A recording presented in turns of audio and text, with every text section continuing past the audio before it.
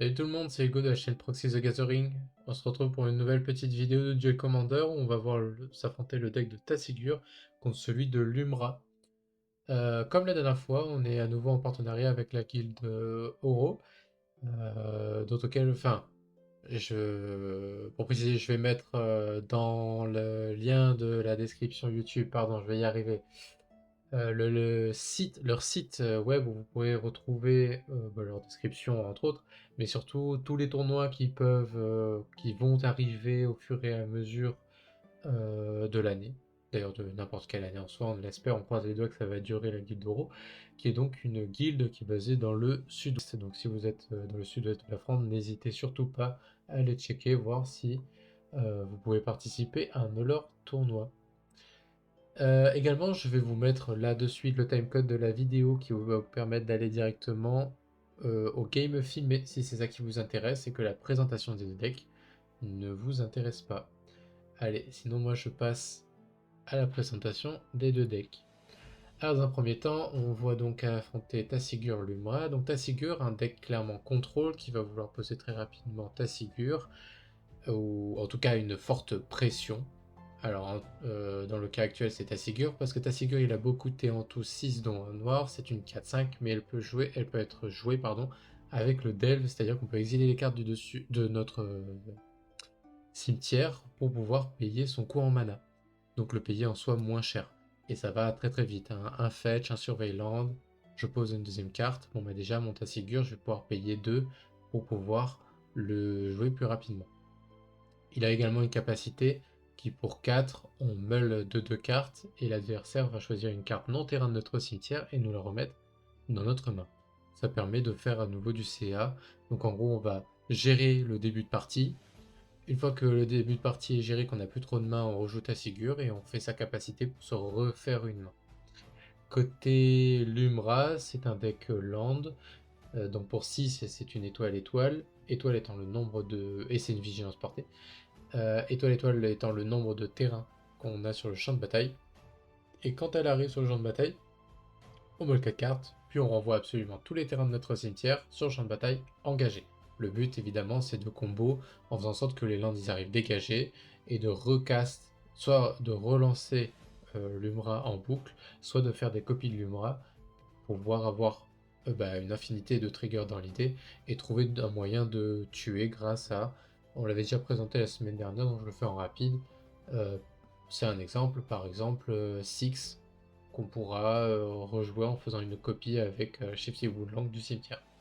On va très rapidement parler des cartes clés dans le match-up. Alors, dans côté Tassigur, les cartes qui sont fortes contre une Lumra, c'est tout ce qui est counterspell en début de partie. Ensuite, ce qui va être fort, on pourra citer euh, les Planeswalkers. Je vais vous en montrer deux. Le premier, alors Oko, je crois que ça n'a voilà, qu'un seul cas, qui peut transformer, c'est notamment le plus 2 est bien, mais le plus sain et ce qui est le plus important, ça transforme un artefact ou une créature et qui va perdre toutes ses capacités en un élan 3-3. Donc ça peut bloquer la Lumra sur le champ de bataille, ça peut enlever tous les petits artefacts de Lumra qui lui permettent de combo, et ça peut lui enlever les créatures aussi qui lui permettent de combo. Donc Oko, en plus Lumra n'a qu'une seule gestion à Planeswalker qui est Beast Within, qui détruit un permanent et qui fait faire une 3-3 à son adversaire. Donc tout ce qui est Planeswalker, c'est vraiment quelque chose de très très fort côté Tassigur. Il y a aussi, s'il joue la compo, pardon, le Jace, je crois que c'est porteur de mystère, voilà, qui dit que le plus 1, ça va faire meuler le joueur ciblé et on va piocher une carte. Et bon, le -8, je vous laisse le lire, mais c'est pas ce qui est important. Ce qui est surtout important, c'est si on devait piocher dans le vide, côté Tassigur, on gagne la partie. Et le truc, c'est que Lumra, elle a du mal à aller atteindre le Jace. Enfin, les Planeswalkers de manière générale. Donc, toute la partie combo de Jace auquel Lumra n'interagit pas est clairement un gros danger pour elle. Après, sinon, côté contre, elle peut essayer de manœuvrer, de jouer autour. Elle joue land, hein, donc de toute façon, elle va avoir des armes, hein, évidemment. Tout ce qui est pet land, on pourrait dire par exemple. Alors, je crois que ça s'écrit comme ça. Voilà, Dust Bowl qui, en sacrifiant un terrain, détruit un terrain non basique à l'adversaire. Donc tout ce qui va casser des landes va faire très très mal au deck de Tassigur. Il y a aussi un petit land, c'est Pit of Offwing, je crois. Voilà, qui exile 3 cartes d'un cimetière ciblé quand elle arrive, donc ce qui peut ralentir un peu le cast de Tassigur. Moins il est lato, moins il y a de pression sur le champ de bataille, plus l'Umra peut se développer tranquillou en posant des terrains. En dernière carte un peu clé, on pourrait citer l'Alpheline. Ouais. L'Alpheline Ravi qui rend incontrecarrable un sort légendaire qui ferait donc que la Lumra passe quoi qu'il arrive et qui passe tous les contresorts, surtout que ça joue pas blanc côté Tassigur. Donc pas de reprive dans l'idée. Des deux côtés, on va jouer Boseiju, qui est une carte qui est, ma foi, plutôt forte, étant donné que Tassigur va très certainement jouer Titan Pact, il doit avoir très peu de basic land, donc c'est un autre moyen pour l'Umra de casser un land de Tassigur. Et côté Tassigur, bah, Boseiju, c'est une très très bonne arme contre une Lumra qui pourrait poser par exemple un Glacial Chasm pour se protéger, euh, Dust Ball, tout simplement, un Petland, ou encore, je pensais à Mesophyte, qui dégage la créature attaquante ciblée, ce qui lui fait gagner encore plus de temps. Ok, maintenant qu'on a présenté un peu les deux decks, on va pouvoir passer au record des games. Allez, je passe sur le record et je vous lance la game. Donc à nouveau, on a le super travail du monteur de la Guilde Oro qui a déjà prémis les mains des deux joueurs. Donc on a Antoine qui va jouer Tassigur et Enzo qui va jouer Salumra. Et on démarre très très fort côté Tassigur avec une Tamio. Et visiblement c'est pas Tamio qui intéresse, c'est l'île. C'est vrai que c'est une très belle île, hein. Faut pas lui enlever. Donc Tassigur ça fait quand même une belle value. Et en plus ça se transforme en Planeswalker. Et comme on a dit, les Planeswalkers, l'Umra, elle aime pas trop. Allez, on va poser un land engagé qui, quand il arrive, bon, il arrive certes engagé, mais quand il arrive, et c'est un incolore, quand il arrive, il produit un mana coloré de la couleur de choix du contrôleur. Donc là, c'était un vert et il a équipé une végétation lui sur dessus. Donc ça rentre tranquillou. Et côté Tassigur, ça attaque pour 0, mais ça va faire du CA pour plus tard, c'est tout ce qu'il veut. Si en plus il peut faire l'enchantement, alors j'ai plus le nom de l'enchantement, mais l'enchantement qui fait des 2-2 quand on joue pendant le tour adverse. Une fois un adversaire me l'avait fait. Il fait des 2-2 firebending, il attaquait, il avait 2-2-2. Du coup il attaquait avec Tamio et les 2-2. Il faisait 2 mana rouges qui n'étaient pas vraiment utiles. Du coup il craquait à chaque fois le clou. Et il n'avait pas besoin d'engager ses terrains. Donc allez, on a fetch côté Lumra, on a gagné un point de vie et on va tenter un maléfice, non, un grondement maléfique. Donc réveiller 4 cartes du dessus, on va choisir une carte de permanent et le reste va au cimetière. Oh, on aura presque fait 4 landes, mais on aura eu, c'est Mycospawn je crois. Myco-engeance féconde. Si on n'a pas de contre-capacité, ça va faire mal. On fait la petite 0-1 Sion qui va nous permettre dans l'idée de kicker le Mycospawn, sauf si on va vouloir côté Enzo directement jouer le Mycospawn. Allez, on pioche une carte côté Tamio et on fait un prédestination. Ah, on veut flip la Tamio très rapidement, il a raison, hein. Je rappelle, le -7 de Tamio de l'autre côté, ça dit quand même piocher la moitié de votre bibliothèque, vous n'avez plus de limite de cartes dans votre main. Paraît que c'est pas mal pour trouver des solutions. Alors, est-ce qu'une fois retourné, Spell Table la détecte? Ce serait beau. Non, elle détecte que ce côté-là. Donc alors, le +2, ça dit que quand un adversaire vous attaque vous ou un de vos Planeswalkers, ça donne à toutes les créatures qui attaquent -1, -0. Je crois que c'est le -3. Le -3, ça dit retourner un enchant ou n'importe quoi, pas un enchant, un rituel ou un instant du cimetière dans la main du joueur. Et donc le moins 7, je vous l'ai dit juste avant. Donc là, il a fait le plus 2, donc il doit être à, je crois, 5, 4 ou 5.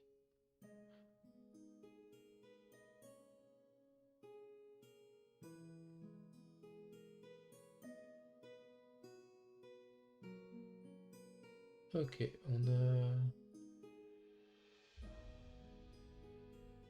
on a commencé à ramp.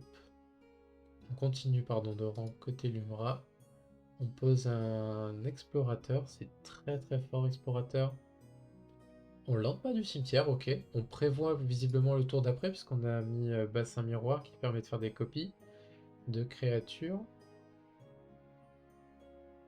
Et visiblement, ce qui est sûr, c'est que tour d'après, il va y avoir la myco-engeance. Et l'avantage de myco-engeance, je rappelle, c'est le trigger de. C'est 2 triggers de cast. Ok, donc alors on met côté Tassigure un cactus. Ok, et on continue à se développer avec une frog. Ça bloque bien, ça permet de faire un Tassigure très très tôt si on a envie d'être aggro en se défaussant de cartes de sa main. En plus, on fait grossir la frog. Bon, contre l'Umra, c'est pas forcément le play. Enfin, ça peut l'être, mais là, elle est tellement avancée qu'on a juste envie de contrer. S'il a gardé un mana up, c'est sûrement qu'il a un wash away peut-être. En tout cas, ce qui est sûr, c'est que donc on voit un fatal push, un land, l'enchant qui fait d'étape tous les lands à la fin du tour. Ok, ça y est, les ennuis arrivent. On joue la myco-engeance. Allez, on va exiler. Alors, j'espère qu'ils vont se souvenir que le terrain qui a été mis au cimetière est exilé. Si je dis pas de bêtises. Oui, ça exile. Donc, il pourra pas l'utiliser pour cast plutôt son Tassigure.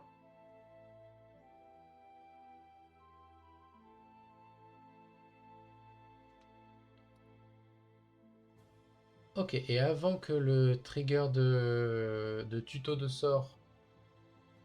Parce qu'il y a deux tutos. Il y a un premier tuto qui va faire exiler un terrain à l'adversaire et un deuxième tuto qui va faire tuto le joueur de Lumra, Enzo, dans une carte de terrain qui va mettre sur le champ de bataille. Alors, qu'est-ce qu'on va chercher? Ah bah tiens, on en parlait. On en a parlé. On va faire en sorte de limiter un maximum l'arrivée de Tassigure, la pression. On va exiler 3 cartes du cimetière. J'espère que le choix n'a pas été fait en sachant qu'il avait déjà 3 cartes alors que normalement il n'en avait que 2 dans son cimetière, le jour de Tassigure. Parce que c'est vrai qu'avec Bassin Réfléchissant, on a peut-être envie d'aller chercher Lotus, je crois que c'est Radiant, un truc comme ça. Je vous dis ça, mais je dis peut-être des bêtises. S'il le sort, je... Non, je vous le dirai. Ah bah tiens, j'en parlais. Le fameux enchantement qui combotte bien avec Tamio. Bon, pas dans ce sens-là, dans l'autre sens.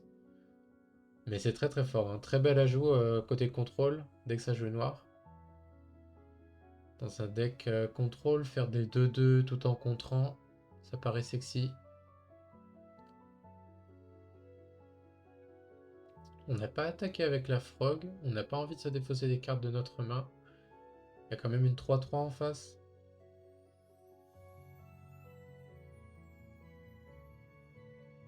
Le genre de numéro qui a Enzo qui a pas poussé le plus possible dans sa myco-engeance parce qu'il pense qu'il a du temps et en vrai pourquoi pas.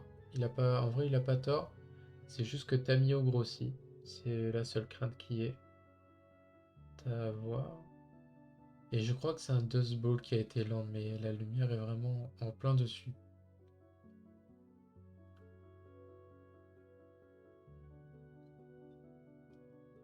Alors, côté Antoine, on voit Mystique Confluence, donc l'enchante, et je crois que c'est un terrain la dernière. Et côté Enzo, on a le recouvreur et la cabane en pain d'épices. crois qu'ils font un concours de qui bouge le plus vite les cartes dans sa main. Et je crois qu'Antoine est en train de prendre de l'avance. Ah, ça y est, on voit un petit peu le terrain. Ah, non. Il est en train de compter.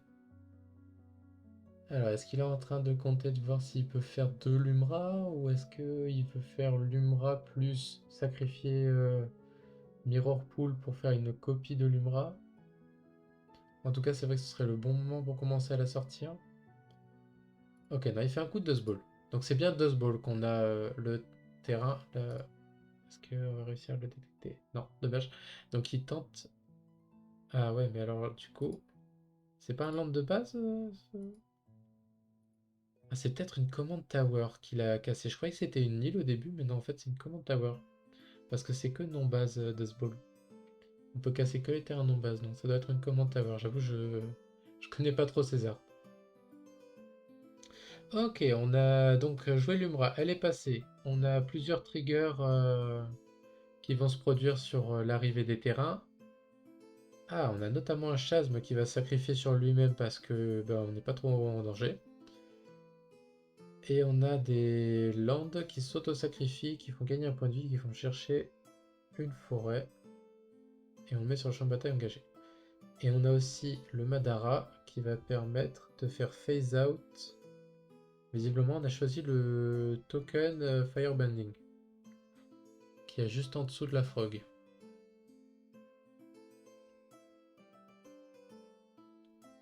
Et on va vouloir attaquer avec la micro-engeance dans Tamio.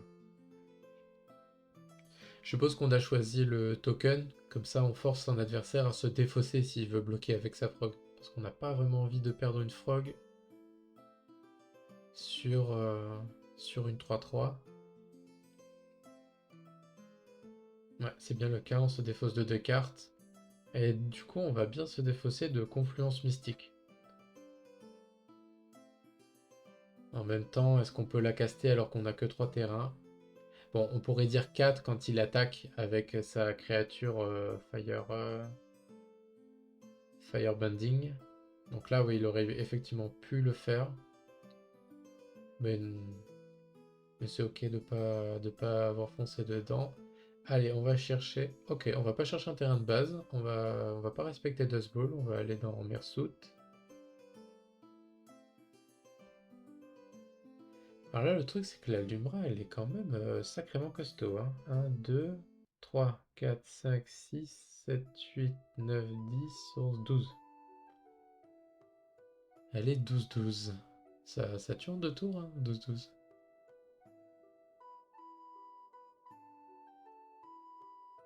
Allez, visiblement... Ok, on a fait le -7 de Tamio, donc on était déjà à suffisamment de marqueurs pour pouvoir la case. Donc on a bien fait de bloquer avec cette frog la micro-urgence. Non, je comprends maintenant pourquoi il a défaussé, j'avoue que j'avais oublié. En plus, je l'ai dit à l'oral, mais j'avais oublié. C'est la fatigue, c'est terrible. Ok, donc il a la moitié de sa bibliothèque dans la main, et du coup, on va se dire, bah tiens, à l'étape de fin, je vais d'étape tout avec plus de la moitié de ma bibliothèque, c'est pas mal. Il doit avoir pléthore de counter spell. Là, il n'y a plus rien qui va passer côté Lumra. Et si ça se trouve, il a peut-être le Jace en main qui lui permettrait de combo. S'il a Jace plus démonique consultation, c'est gagné une turn. J'espère, en vrai, ça montrerait la combo, ce serait bien. Ce serait pas cool pour le jour de Lumra, mais... Allez, côté Lumra, on a trouvé un moteur de d'étape, donc on va pouvoir commencer à faire des copies de Lumra. Et c'est... Quand on va faire les copies de Lumra, on va pouvoir meuler et les terrains qui reviennent reviendront dégagés. Enfin, je dis ça, mais est-ce que ça passe vraiment ce moteur? Ok, visiblement il est passé. Puisqu'on décide d'activer Mirror Pool pour faire une copie de Lumra.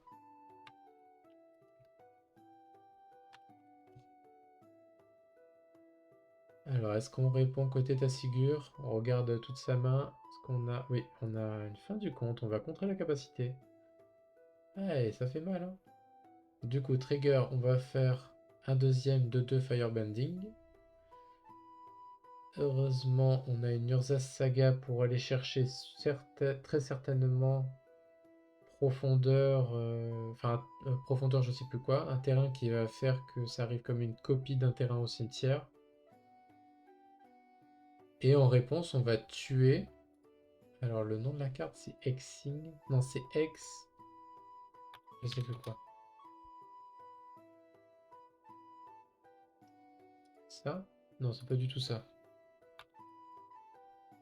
Pendant que le joueur de l'Umra va tuto son terrain, qui est un œil du Guin.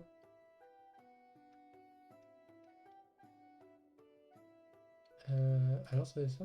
Non. Bon, écoutez, je trouve pas l'anti-bet. C'est un petit anti-bet qui fait un peu comme Fatal Push. Ça tue une créature de CCM2 au moins. Et du coup, en attendant, l'Umra est allé chercher son petit œil du Guin, certainement pour aller chercher un Emrakul au tour d'après. Et Emrakul avec une main aussi pleine côté Tassigur, s'il a... Ok, on fait dislocation sur le recouvreur L.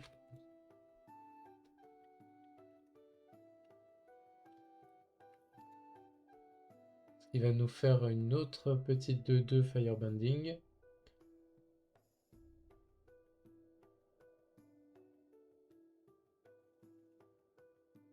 On attaque avec l'Umra, c'est bloqué. De toute façon, on a plein de jetons.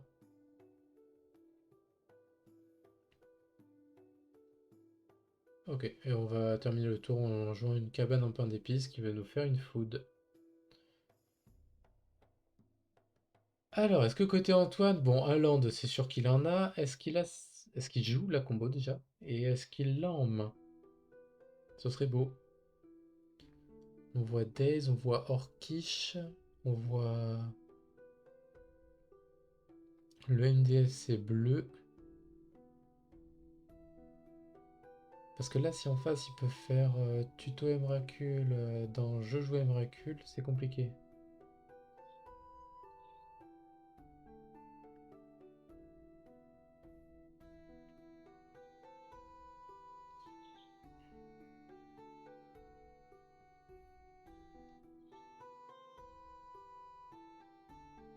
J'ai laissé un peu plus de temps dans la vidéo pour voir comment quelqu'un qui a plus de la moitié de sa bibliothèque peut jouer son tour.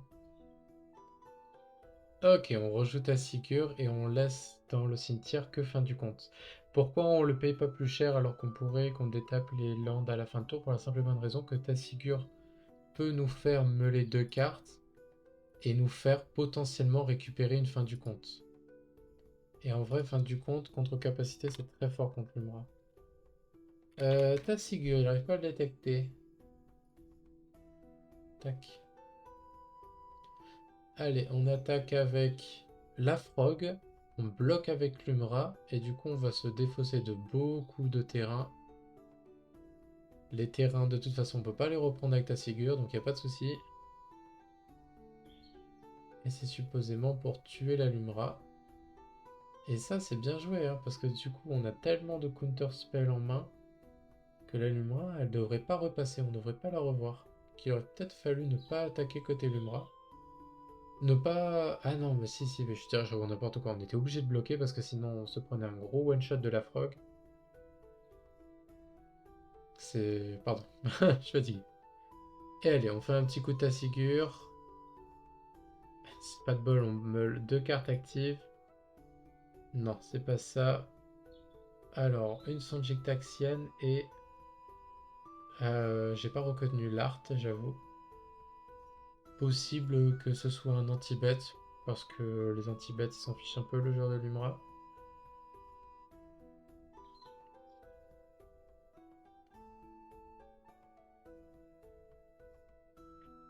Allez, on pioche.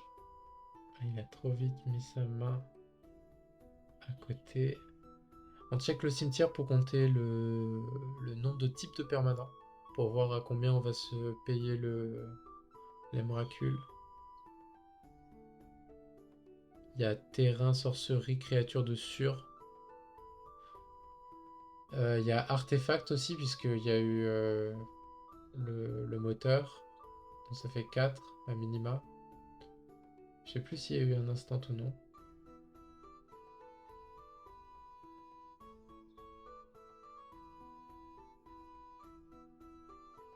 Alors c'est difficile pour moi de compter puisqu'il y a un petit reflet, donc on voit pas tous les landes qui font 2 mana. Mais on va faire confiance au joueur de l'Umra. Allez, on y va. Visiblement, on active. Enfin, je crois que c'est ça. Je crois qu'on active le Tugin. Et il lui reste 1, 2, 3, 4, 5, 6, 7. 7, 8 en comptant les Drazi.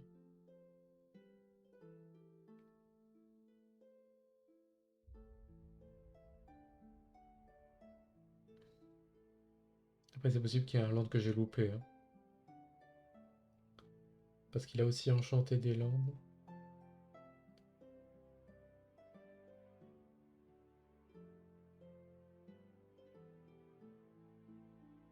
Ok, donc visiblement, il avait un autre type que j'avais pas vu dans le cimetière.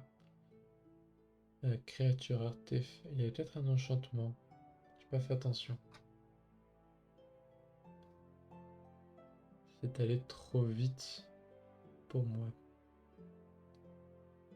Ah, on va lancer Emrakul et en réponse, donc on va aller chercher Emrakul, on va le lancer.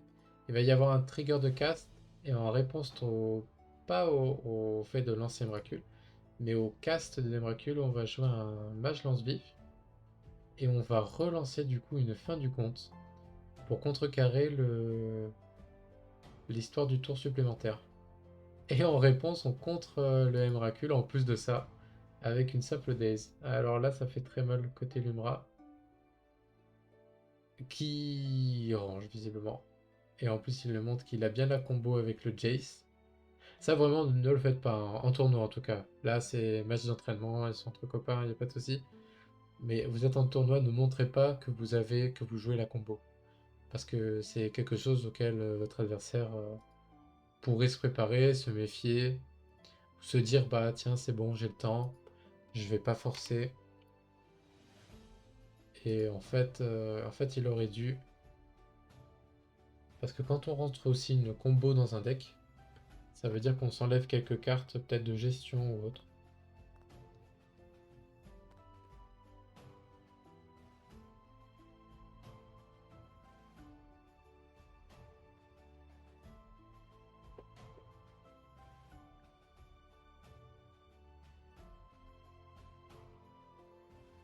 Allez on va passer à la game numéro 2. Visiblement il y a un mulligan côté Tassigur. Ouh, et côté Lumra, on fait un T1 exploration, sûrement un des meilleurs T1. Oh là, et en plus on enchaîne avec une Alpheline Ravi. Donc on va pouvoir jouer 2 landes par tour, et l'Alpheline va rendre incontrecarrable nos sorts légendaires. Je pense qu'on s'attendait pas à ça côté Tassigur. Oh, il y a un œil du Guin aussi, il y a un Ghost Quarter, pardon, côté Lumra. Et on va attaquer pour 1 avec l'Alpheline. Donc Ghost Quarter, ça permet de casser un land, même basique, et le contrôleur va chercher un basique par contre. Allez, on va faire une petite prédestination. Ça a été très vite choisi, c'est sûrement un land, voilà.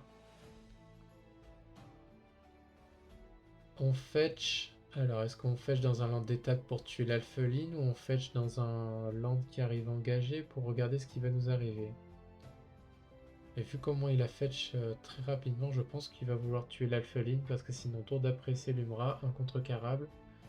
Et on commence à faire des bêtises.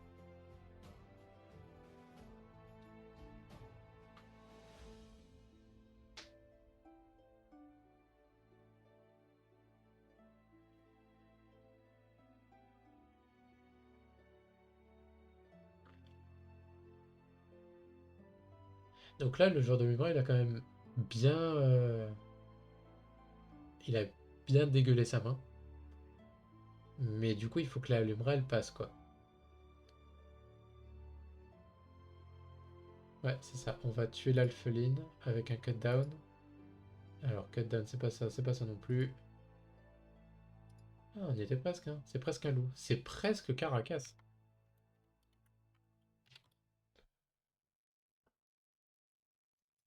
Voilà. Allez, côté Lumra, on a pioché. On fait un regard sylvestre, il me semble que c'est de loin. C'est Spelltable est fatigué. Bravo. Sylvan Scrying, donc on va chercher un land, on le met dans notre main. Donc n'importe lequel. Alors on va chercher Temple de la Fausse Divinité pour faire de mana, il a bien raison. Alors est-ce que je peux vous l'afficher? Et je suppose d'ailleurs que le temple il va le jouer, de toute façon il a le droit à 2 landes par tour grâce à l'exploration. Temple de la Fausse Divinité. Il a un très joli land, enfin franchement je le trouve très beau comme ça. Et on lande une Mésophyte.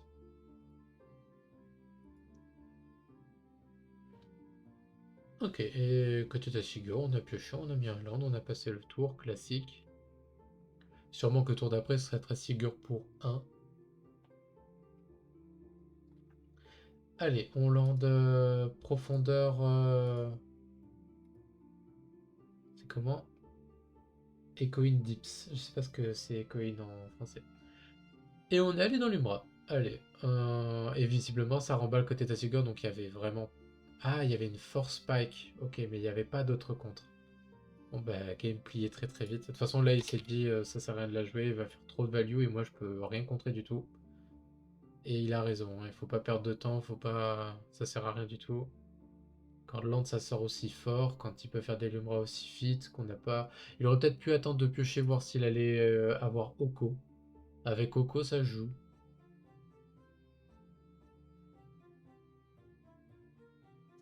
Ok, on a fait un petit T1 à nouveau côté Lumra.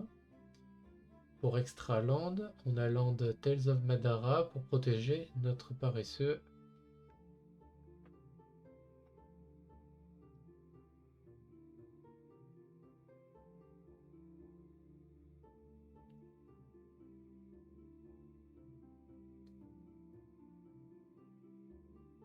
Alors, on va sûrement aller chercher du noir-bleu côté Tassigure.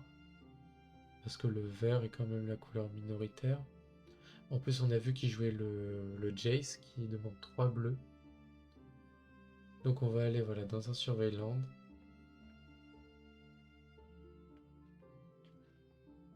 Pour le moment, même si Lumra fait un bon T1, c'est pas pour autant que ça va être explosif.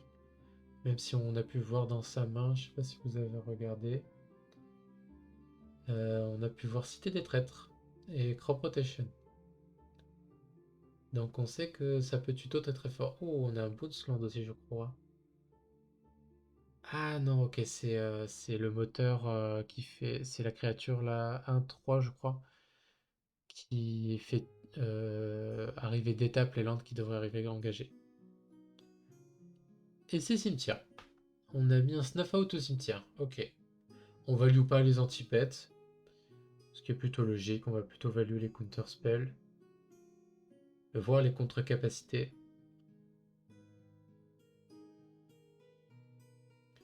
Côté Enzo... Qu'est-ce que c'est? C'est le pacte vert.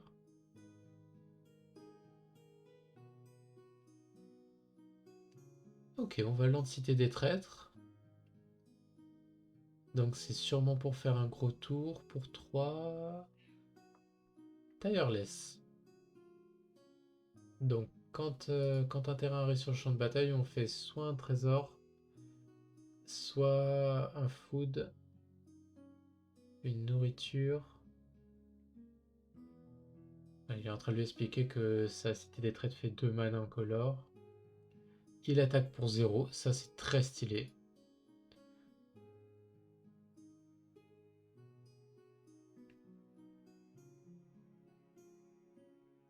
Les dégâts mentaux c'est important. C'est des dégâts irréversibles, il paraît.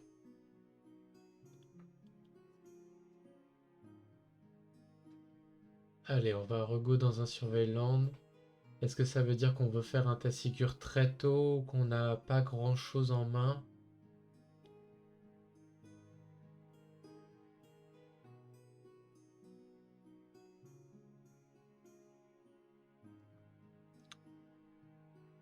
Là, de toute façon, il va falloir commencer à poser un peu de pression côté Tassigure s'il n'a pas comment ça s'appelle? S'il n'a pas de counter spell, il faut poser agression, il faut tenter d'agresser parce que là, on sait qu'en face, tour d'après, on est quasi sûr de voir arriver l'Umra. Donc soit pression, soit on fonce dans un contre-sort. Ok, on a gardé la carte, elle me plaît. Elle est très très bleue la carte. Ok, on fait un Toxic Déluge. Ah, ça c'est pas mal du tout. Parce que là, ce qui allait arriver côté Lumra, tour d'après, c'est je fais 2 mana avec ma cité, je land, je fais un trésor, ma cité elle part au cimetière. Et j'avais donc 1, 2, 3, 4. 1, 2, 3, 4, 5 et 6 avec le terrain qui arrivait. Donc on pouvait faire déjà Lumra au tour suivant. C'était pas un obligatoire, mais on pouvait. Seulement là, en faisant un Toxic Déluge, il lui a enlevé sa Tireless et du coup sa cité des traites qui va se sacrifier quand il va jouer un land va faire très très mal. On va vraiment être retardé.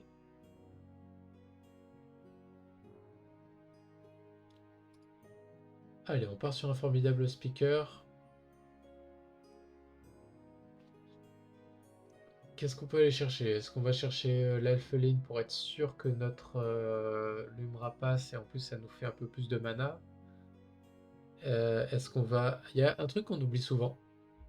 Moi, j'adore l'utiliser parce que dans Proche, c'est très très fort, comme je joue Proche. Mais formidable speaker, pour un, on peut dégager un autre permanent ciblé. Et là, par exemple, il peut dégager sa cité. Ou, encore mieux, vu que là, il vient de le poser, Champ de Lotus.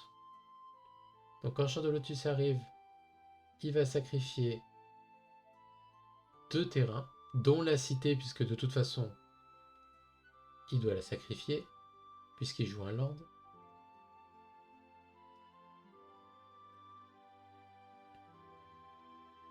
C'était bien ça, voilà. Donc il est allé dans Alphaline, je suppose qu'il la joue.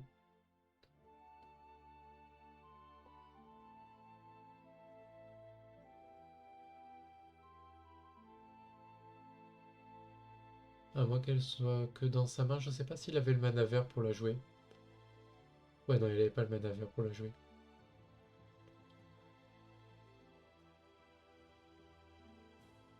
En tout cas, là, il peut déjà faire 6 et un 7 mana. Non, 6 mana. Parce que du coup, il peut engager son Champ de Lotus, faire 3 mana verts. Avec un des mana verts, il va activer la capacité de Formidable Speaker pour dégager son Champ de Lotus et refaire 3 mana verts, plus le mana qu'il a de l'autre terrain. Ça fait bien 6. En face, on a fait un Cremate pour se débarrasser euh, de la cité des traites adverse, puisqu'elle était au cimetière. Ok, on fait une petite affeline pour un des 3 mana. Il nous reste 2 mana verts. Alors, est-ce qu'on fait autre chose? Visiblement, on n'a pas l'air d'avoir beaucoup de terrain côté Enzo. Tandis que côté Antoine Saland a tous les tours. Il a 2 contres en main. J'arrive à avoir 2 contres, j'arrive pas à avoir la suite. Ah, il a Oko. Ok, donc il active la capacité de Formidable Speaker pour dégager son Champ de Lotus. Donc alors il avait 2, il lui restait 2 mana, il est tombé à 1. Ça fait moins 1, donc il lui restait 1. Et là il a engagé pour 1, 2, plus 3, 5. Il a tenté un rythme de la... Je vais y arriver. Un rythme de la forêt qui s'est fait contrer par une remind.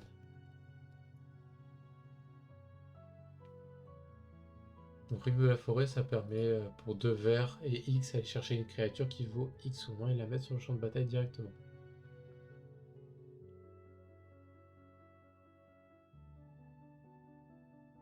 Ok, et visiblement on est toujours en fin de tour de l'Umra.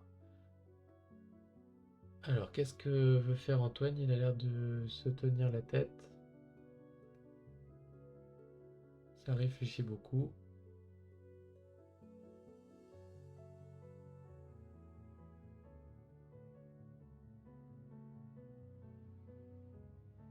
En attendant, je vais essayer de vous trouver rythme de la forêt. Ah, non, ça bouge. Ok, et on va aller dans un démonique consultation. Donc on va nommer une carte quand on le lance, enfin s'il résout. Et on va exiler 6 cartes du dessus. Et après on va exiler les cartes de notre bibliothèque jusqu'à tomber sur la carte nommée. Ce qui permet avec Jace. Ah, je crois qu'il est en train de dire qu'il allait peut-être choisir celle-là. Non. Oh là là, il a nommé Damnation pour essayer de vrasse le champ de bataille. Et elle était dans les 6 premières cartes exilées. Ce qui fait que là, du coup, il va exiler toute sa bibliothèque et ne jamais trouver de damnation, évidemment.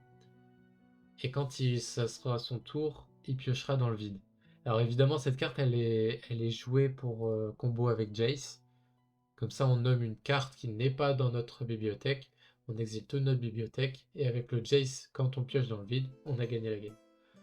Ok, non, l'idée était bonne, mais peut-être un peu greedy.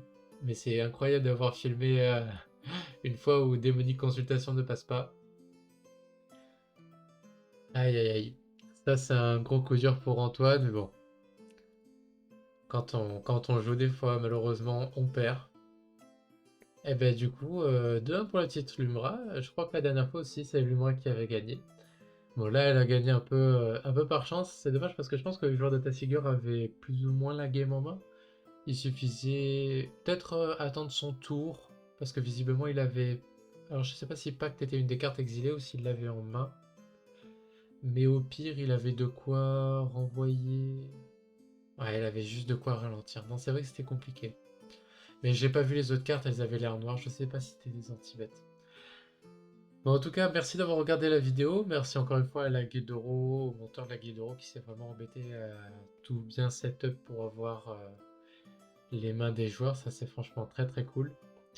Et n'hésitez pas à vous abonner, à liker, à partager, et autant aussi faire de même côté Guildoro, ça leur fera plaisir. Et sinon, on se retrouve pour une prochaine vidéo. Ciao ciao!